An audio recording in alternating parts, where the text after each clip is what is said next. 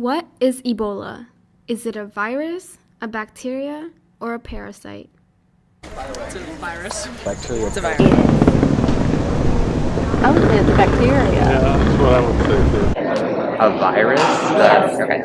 As of the end of September, how many cases have been reported? It wasn't that many. I think it was a few thousand. Yeah. Like 2,000? Yeah. I would guess higher, but I'm not sure. Ooh, I have no idea. Like 4,000 or 5,000? No idea. Like in the hundreds of thousands. A sense 30,000. I don't know. of 7,000. I would go less. 30 is huge. How many people are expected to be infected with Ebola in Africa by January of 2015 based on the CDC's worst case scenario? Oh my gosh, didn't they say something like 4 million? It was 2.5 million to 1 million. They're talking about 1 million. The worst case scenario is about 1.4 million. Yep, that's a lot of people that have the potential to be infected.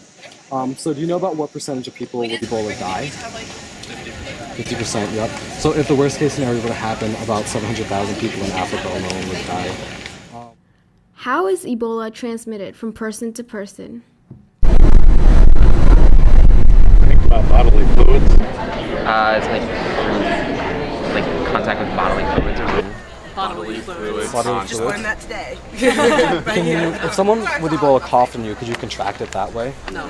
What are the steps necessary to contain Ebola? I mean, they have been like quarantining people, so works fairly well, but probably should develop some like cures as well. They also need to educate people because people in some of the quarantine countries don't understand that it's actually an issue. And simple things like proper sanitation, that can help immensely. Maybe monitoring flights. Yes. Why do you say we need to monitor flights? Once people go to airports, then it can spread anywhere. Well, you have to prevent the contact with bodily fluids of anyone who is infected and showing the symptoms of Ebola. So it can be, right now quarantine seems to be the most popular thing, but obviously there's certain hygiene and other basic, what we would consider basic measures to prevent the spread like you would any virus that is spread by contact with bodily fluids. I mean, I was going to say that, in my opinion, the quarantine seems to be the most effective approach. But I'm not a scientist, so I'm not going to sit here and say I know that's best, you know. What are the socioeconomic factors that could affect the transmission of Ebola?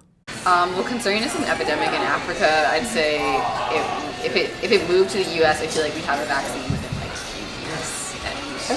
And that treatment would be much more available. People don't care as much, like they see it on TV and then they go back to eating their cereal. I mean, I know like it spreads a lot faster, a lot faster in Africa just because they don't have the like ability to like quarantine and keep people contained, and then also like readily watch them and keep them from like getting in contact with other people who they can exchange bodily fluids with in like some way, shape, or form. I know like in America it'd be a lot easier to contain the spread just because like our hospitals, we have complete hospitals equipped with like quarantine areas. I know in like some places in Africa they use like abandoned schools because that's the only place that like the CDC can like use and like send doctors to, and then they like just quarantine with like rope and stuff like that. Like just the being in a poor area where you can't contain like a disease or something like of this magnitude, like it just makes it like easier for it to spread. And What could William and Mary do to help those in need during this epidemic? Well, I mean, we can work to put pressure on our government and different state and local officials to say that we need to find a cure and work to help different research organizations in that aim. And part of the CDC's report was that, like, as well as socioeconomic factors within Africa, a lot of it is indifference from other countries.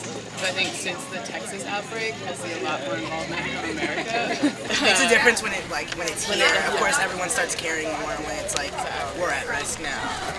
I think the best thing that anybody can do is just be properly informed and then spread the proper information to other people rather than like the media's like like crazy, like let's spread the worst case scenario so everybody thinks that that's what's going to happen. Like, not the situation.